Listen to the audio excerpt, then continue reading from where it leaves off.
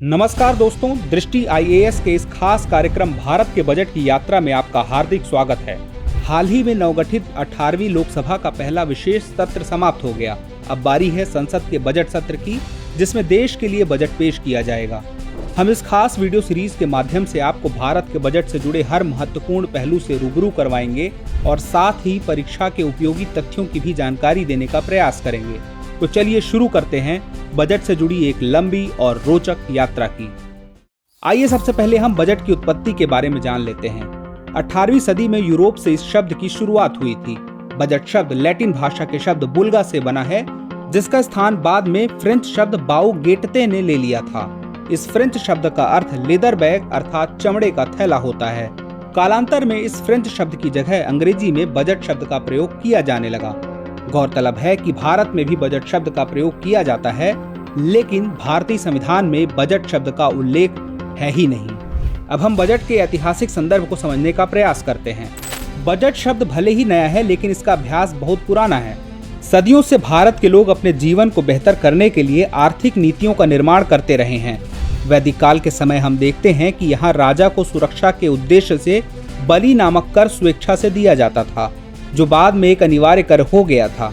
जब हम कौटिल्य रचित अर्थशास्त्र का अध्ययन करते हैं तो पाते हैं कि मौर्य काल में अनेक प्रकार से करों यानी कि टैक्सेस का चलन था और राजा के द्वारा राज्य की आय का विभाजन विभिन्न खर्चों के आधार पर किया जाता था। प्राचीन भारत में यही व्यवस्था अधिकांश राजवंशों के समय दिखाई पड़ती है, जहां अपनी आय और व्यय का विशेष ध्यान राज दरबार के द्वारा रखा जाता था, जैसे वर्तमान में सरकार बजट और अपनी राजकोषीय नीति के माध्यम से रखती है। अगर हम बात करें मुगल काल की, तो इस समय मुगल शासक उत्पादन के आधार पर भू राजस्व का निर्धारण करते थे। साथ ही व्यापार नीतियों का भी विशेष ध्यान रखा जाता था, जिस तरीके से वर्तमान में भारत सरकार बजट और भुगतान संतुलन के माध्यम से रखती है।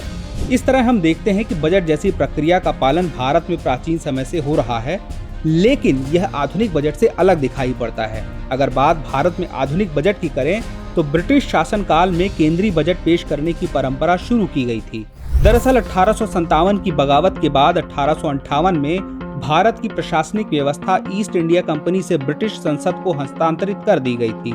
साथ ही इस दौरान भारतीय अर्थव्यवस्था की स्थिति भी डगमगा रही थी। अतः इस समय सबसे बड़ा सवाल यह था कि हालात कैसे बेहतर किए जाएं।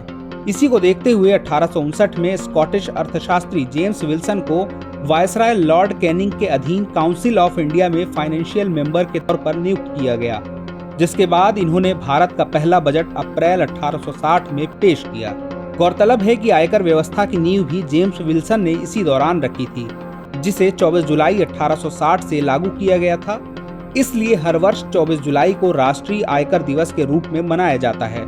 इसके बाद से 1860 से 1946 तक ब्रिटिश संसदीय व्यवस्था के तहत बजट पेश होता रहा। साथ ही बजट लाने की परंपरा में समय समय पर बदलाव भी होते रहे।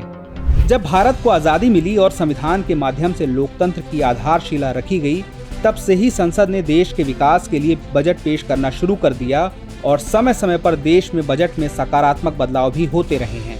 आज भी देश के आर्थिक विकास में बजट बेहद खास मायने रखता है। तो व्यूअर्स, अगले एपिसोड में जानेंगे कि कैसा रहा स्वतंत्रता के बाद का पहला बजट और कैसे तैयार होता है भारत सरकार का बजट। जल्द ही मिलते हैं अगले एपिसोड में। डियर व्यूअर्स, अपने एग्जाम की तैयारी को और बेहतर करने के लिए हमारे चैनल को लाइक, शेयर और सब्सक्राइब करना न भूलें।